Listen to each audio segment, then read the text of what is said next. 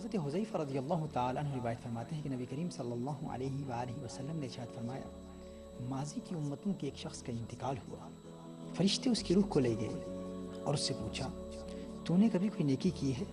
عملت من الخیر شیئا؟ قال لا، اس نے کہا نہیں۔ قالوا تذکر، فرشتوں نے کہا یاد کرنے کی کوشش کر۔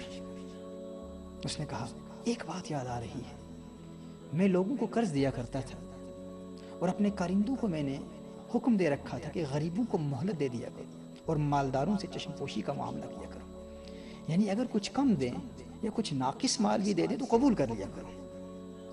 قال اللہ تجاوزوا عنہ، اللہ جل وعلا نے ارشاد فرمایا تم بھی اس سے چشم پوشی کرو اور درگزر کا معاملہ کرو، اللہ نے اسے معاف فرما دیا۔ ناظرین کرام، یہ صحیح بخاری اور صحیح مسلم کی متفق علیہ حدیث ہے۔ صحیح مسلم کی روایت میں ہے کہ جو شخص یہ چاہتا ہے کہ قیامت کے دن کی ہولناکیوں سے اللہ جل وعلا اسے نجات دے دے، اسے چاہیے کہ تنگ دست مقروض پر سے بوجھ ہلکا کرے، اسے مہلت دے یا اسے معاف کر دے۔ اور طبرانی کی روایت میں یہ اضافہ بھی ہے کہ جو یہ چاہتا ہے کہ قیامت کے روز اللہ جل وعلا اسے عرش کے نیچے سایہ دے، اس کو چاہیے کہ وہ غریب مقروض کو مہلت دے۔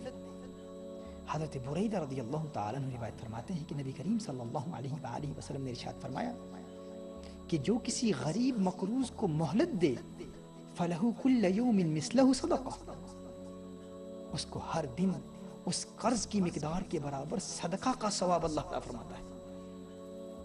یعنی اگر آپ نے کسی کو 10 دن کے لیے قرض کی صورت میں 1000 پاؤنڈز دیے، اب آپ نے 11ویں دن مہلت دے دی تو آپ کو 1000 پاؤنڈز صدقہ دینے کا ثواب اللہ جل وعلا عطا فرما دے گا۔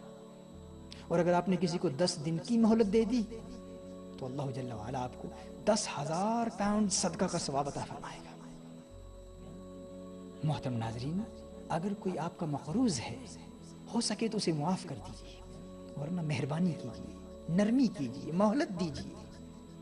اللہ جل وعلا دنیا میں بھی آپ کو عزتیں دے گا اور آخرت میں حساب و کتاب بھی نرمی سے ہوگا، اور قیامت کی ہولناکیوں سے محفوظ رکھتے ہوئے اللہ جل وعلا اپنے عرش کے سائے تلے جگہ عطا فرمائے گا۔ اللہ ہمیں عمل کرنے کی توفیق عطا فرمائے، آمین۔